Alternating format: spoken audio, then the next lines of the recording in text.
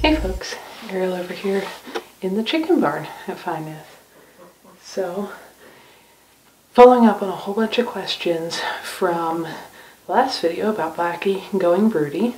That is her in the back of, yes, this is like an airline style dog crate. It's the middle of the day, everybody else is out. They come and go, but they mostly are out right now, which is why it's a good time to film this. Off foraging in the tree line and such. As you can see, she does not want to come out. So I got a whole bunch of questions about chickens and broodiness and hatching eggs and how all that works. So I'm going to try to answer some of that while there's nobody else in here crowing loudly and interrupting us. After she, I don't know what order to go through things here. After she sat, when I was almost positive the second I saw her when I came home from a job that day that she was broody. After she sat all night, and usually the chickens all sleep up on their perches, which are way up above there. By usually, I mean they always do, ever since the day we built the perches. And she stayed on the nest box and didn't want to get off and go on the perch. I was pretty sure that she was actually dedicated. I know some people leave them 2 or 3 days to be sure. I was pretty sure she was dedicated, that she wants to hatch these eggs. So that night, and I debated filming this because I thought it would have been cool, but it would have been hard because I kept it dark and I didn't want to disrupt her any more than possible, than necessary. So I kind of went back and forth on it, but I didn't film this. I waited till it was fully dark, and then I came in here and she was in the nest box behind here where you saw her last time. When it's dark, chickens tend to be a little more chill. Sometimes I've seen them go almost comatose, some do not, depending on the circumstance. But everyone else was asleep. It was just her down here, and I'd already set this up during the day. I have found around a property that having a few extra of these, I mean, I wouldn't go buy brand new ones just to have extra, but when you see somebody getting rid of one or throwing one away or giving it away free locally, having a few extra of these crates comes in invaluable. You don't need them all the time, but sometimes you have to separate a sick animal, an injured animal, transport something. They're just always handy. So we already had this old dog crate, big cat carrier, whatever it is, and I put it in here, put the same bedding she'd been using in there, made a nice little nest hole in the back. As you can probably see, she's got food and water in the front, and I carefully picked her up once it was fully dark and lifted her from her nest bucket into here, and she squawked a little, and then I carefully moved all the eggs under her. There's 10. She's sitting on 10, at least as of that day. That's what I found under her when I moved her in the dark. And she refluffled herself in and did this little backhoe motion that chickens do, where she reaches her beak out and scoops the eggs and tucks them back under herself and fluffled down on top of them. And some chickens will allow you to move them to their own private spot once they're broody. Some, I have heard, will just kick and scream and throw a temper tantrum and say, no, that bucket where I started is the only place I intend to sit still. She doesn't seem to feel that way. She seems to be fine here. Put this old towel over the crate to keep it a little darker, and when I'm not recording the video, I flip this this edge down and close this door. I did that because I wanted her to have her own private space so that she doesn't get too disrupted. I don't know what exactly the pecking order is in our flock, but she's closer to the top of it than the bottom, so the other hens don't really harass her too much, but sometimes they'd fight over her nesting box, and they were definitely sitting on her back, which the hens do anyway, and laying eggs around her. But once I was sure she was actually going to try to hatch these eggs, I didn't want new ones coming in later. We'll go over that, but I wanted to for sure know easily, and you could mark them or do other things, but easily which one she started out with, so we'd have a chance of chicks all hatching close to simultaneously within a day or so of each other. So she was fine with the move after she fluffled her feathers back over her eggs that I moved. She's been sitting here ever since. I made sure she's got plenty of access to food and water. I've tried to let her out. She doesn't want to come out. She's being a very good broody mama. She did get up once yesterday sometime, I missed it, and ate a little bit of the food and drank some water and got back on there. So far today, she hasn't touched a thing. She's got good food and some extra yummy mealworms and such in there in case she does work up an appetite, because taking care of eggs, like a lot of mothering jobs, is very stressful to the mother's body in general, so we want to keep her in as good a condition as we can. So she's all holed up in the back there. just very quietly being a little fluffy, flat feather pancake with 10 eggs under her. So I've got some more stuff to cover, but I want to leave her be in peace. So we're going to close this up and we're going to go talk about that elsewhere. So again, she can move around in there. There's, you know, plenty of space for her to walk around, turn around. She doesn't seem to want to come out with the rest of the chickens. And if I fold that towel back over there, she can see out, but it's pretty dark and cozy, and nobody else can get in there and harass her, disrupt her, lay eggs on top of her, any of that stuff. And she seems pretty happy with that arrangement. So we're outside now because I just didn't want to be any more disruptive than we needed to be. But Blackie doesn't seem super disturbed that I'm sitting in there, but I wasn't sure about having the camera running. I didn't want to distract her from her motherhood duties. So a bunch of chicken raising, hatching, birthing, it's not really a birth, questions. Hi, Velcro. You can probably tell why this one's named Velcro. Questions. How does a chicken happen? Well, you need an egg. How does an egg happen? The mother hen has, you can look up how this process works, but every day or a couple days, depending on the breed and how often they lay. Come here, baby girl. Don't stand with your butt in the camera. Here, over here. Yeah. Yeah. They release a new egg. It goes much like a woman's body system. It goes through that, down through the canal. If it's fertilized, you can probably see Willie right there. We've got 2 roosters.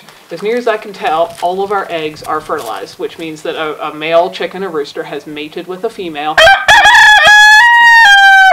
And is not just successful at crowing, but has also successfully gotten his sperm in there. And if so, as the egg develops down through her tract, and unlike a woman, a chicken's body puts a hard shell around that, and it comes out looking the same on the outside, whether it's fertilized or unfertilized. So when you buy an egg at the grocery store from any kind of commercial egg operation, it's going to be unfertilized. There's going to be no rooster around. Commercial chicken houses do not keep roosters present. They have no reason to feed a rooster because they're just selling you eggs to eat. So those are unfertilized. They would never, ever, ever, no matter what you do, become a baby chicken. Much like if a woman has a period, you know, everything moves through once a month instead of once a day, like a lot of chickens. But if there is no semen to fertilize that egg, nothing's going to happen. The egg's still there, but it's never ever going to be a chick. Hi, baby boy. So if you have a fertilized egg, which I am pretty sure from looking, you can look up some pictures of this. I can't get a good comparison picture because as near as I can tell, 100% of ours are fertilized. When you crack open an egg, there's usually a little spot, not a blood spot, but on the yolk, the yellow portion. Hi, beautiful. There's a little spot, and other people have great pictures of this. It's just kind of indistinguishable. I forget what the name is. It doesn't have real clear edges and such if it's an unfertilized egg. If it's fertilized, it looks like a little tiny bullseye, just a little bit. And as near as I can tell, 100% of our eggs are fertilized. And are, both from looking at the inside of the egg when we crack them and from watching our roosters' activity. We have 2 young, not quite a year-old roosters. They're very active. If you hear rumbling in the background, it's thunder. We may get rained out of here. We're about to get a thunderstorm, I believe, right after getting snowstorms, possibly before getting more snowstorms. So if that fertilized egg comes out, you can still eat it. There is no baby chick in there, and if you, pick up the eggs, I usually do several times a day, especially through the winter here when we have temps where the eggs would freeze and crack. You can put them in the fridge. If they're unwashed eggs, you can keep them on the counter. Whatever you are going to do with them, eat them. Again, that will never ever turn into a chick if it is at room temperature to fridge temperature. How that turns into a chick, if it's a fertilized egg, is it needs the warmth normally in nature from a mother's body, whether, whatever kind of bird it is, whether it's a chicken or a robin or a bluebird or whatever.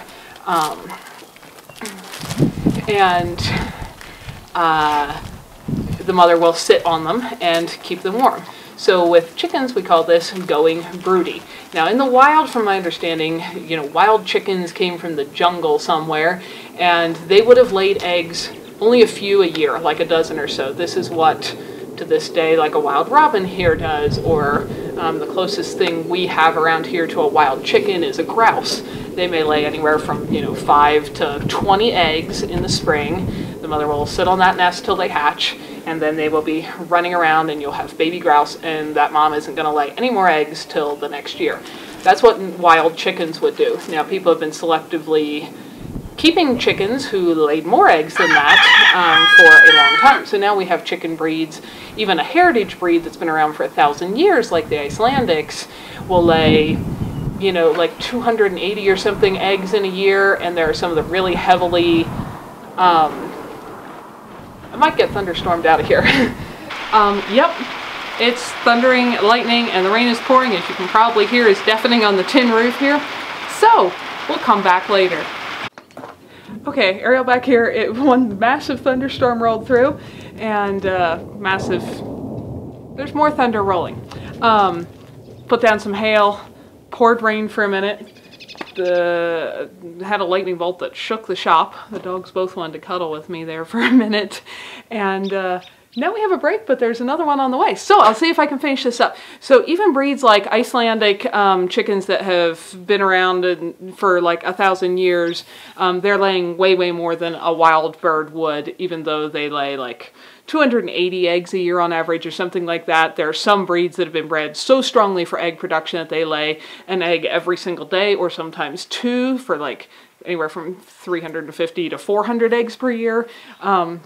If you have a chicken house full of chickens that are laying eggs to sell, you don't want them to go broody. You don't want, because a hen will stop laying eggs for a while she's trying to hatch eggs. And obviously if you have a hen just to lay eggs, and especially if you don't have a rooster around, because most commercial chicken houses wouldn't keep a rooster, they're not trying to make baby chickens, you don't want that. And as people have pointed out, if you've had chickens and none have ever tried to be a mother, it's probably because you have one of those kinds of breeds.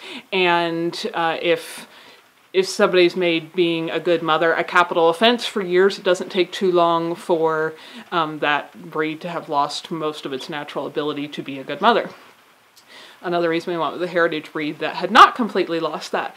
So, Icelandic chickens tend to be good mothers, and Blackie has gone broody. She was also the first chicken last year that was determined to lay her eggs outside the fence. She wasn't trying to brood them then, because she would lay them, and then as soon as she was done laying, she'd get off and want to run around with her friends again.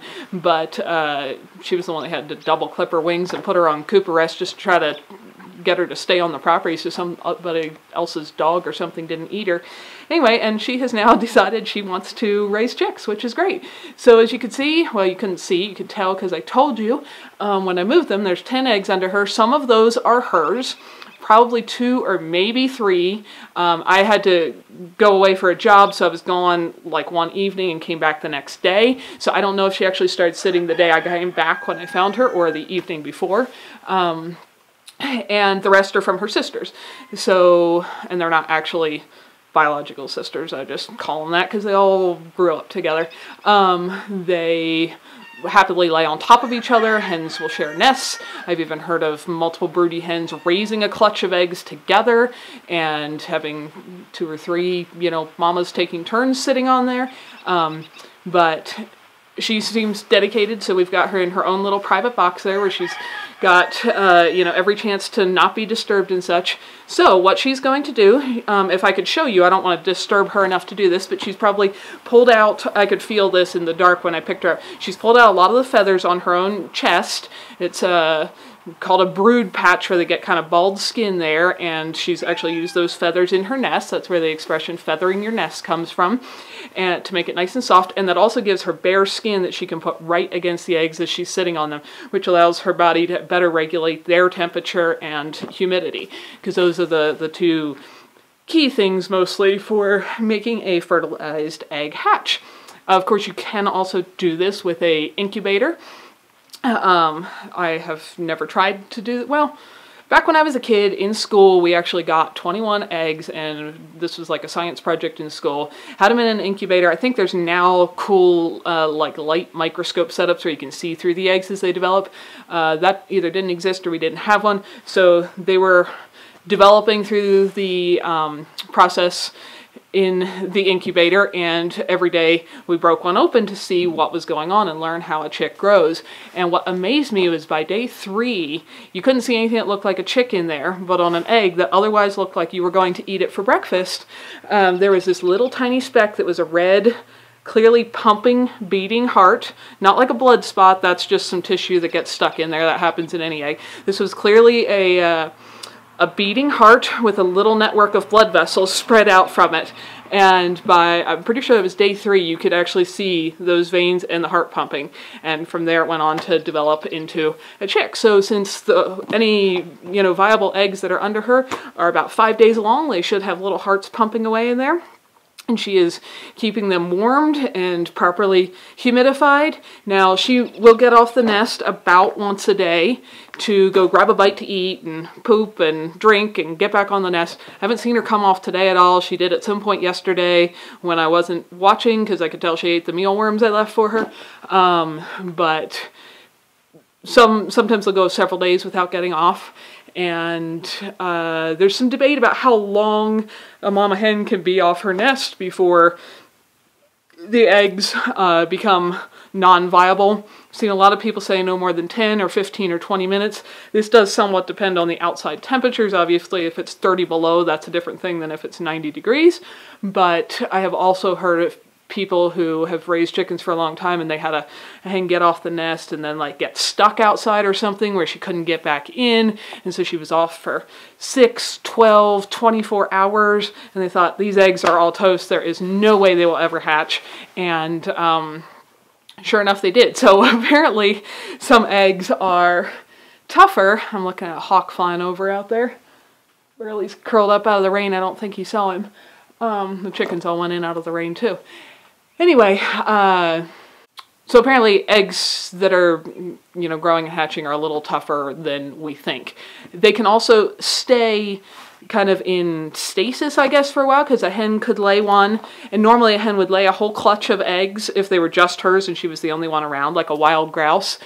She would lay a whole group of eggs anywhere, I think grouse hatch anywhere from like 5 to 20 eggs, and she would lay one a day for that 5 to 20 days, and she'd just walk off and, and ignore them the rest of the day until she decided that was enough, and then she'd start sitting them. So one of those eggs is already going to have been sitting there for a while, one was just laid, but none of them have started to develop because there's been no, none of that heat applied to them. They've just been at room temperature, outside air temperature, whatever that is. And then when she starts to sit on them and stay on them, she will keep them warm and humidified, and that's when they will all start growing. So the eggs that are under her, a few are from her, fewer from her sisters. I don't know who all's eggs are under there. They look pretty similar to each other, but she's got 10 eggs, and definitely things can go wrong. You can have a chick that develops partway in the egg and then just dies. It's kind of like a miscarriage. Sometimes it just happens. So I'm not counting on necessarily getting 10 chicks out of there. You can candle the eggs. It involves like shining a light through them to see what's going on inside. I don't feel a need to disturb her or the eggs enough to do that. If you had ordered hatching eggs from a hatchery and had to have them shipped to you, it might be worth doing it because they can get damaged or like scrambled inside and stuff in the process of shipping, where our eggs were all laid right there, and I know that. I'm not too worried about that having happened, and from looking inside all of our eggs as we've been cooking with them, I'm pretty sure they're all fertilized, so there's a chance she'd hatch out all 10, or some number less than that. She could decide to give up on being broody and just decide one day she wants to get up and she's over this before they're fully hatched. So far she's looking like a very dedicated mother, so we hope she won't do that, and I have no reason to think she will. And let's see, what else about chick development? Oh, so after those chicks hatch, that was another reason I wanted to move her down onto the floor, because the nest boxes are up a little bit. That now when the chicks come out of their eggs, they will be, and we'll cover that in more detail if we get there. they're going to be at ground level, so whenever she does want to leave there with them, they can just walk off at ground level. And will we let them in with the rest of the flock? I'm going to have to kind of keep an eye on that and see how it goes. Blackie is not, I'm not sure who our very top chicken in the pecking order is. She is definitely not the bottom. She is closer to the top, and which means she isn't too likely to be too harassed by the other chickens, but definitely we will keep an eye on that, see if we need to keep them separated for a while. We may put her and her babies out in like the chicken tractors we used last year for a while, so that they can run around, have space, and move around to fresh green grass without any other chickens or anything else being able to harass them for at least the first few days. She may be bossy enough to just take care of. I've heard of people having one hen kill another hen if they got too close to their chicks, and after that, every other bird in the coop would tiptoe around and not disturb mama. So they can be pretty good at looking out for their babies. It's interesting, a lot of times when a hen goes broody, if you try to get too close to her, she will do what is called growling. Sounds a lot like growling for a chicken. Snap at you, peck at you, fluff up and look mad. Blackie is all fluffed up, and she actually would normally try to peck me, like when I tried to get her back over the fence when she was determined to leave. But since she's gone broody, she's been more mellow, but that's not always the norm. Sometimes chickens turn very, you could call it very mean, but they're very aggressively trying to protect their babies they're trying to raise.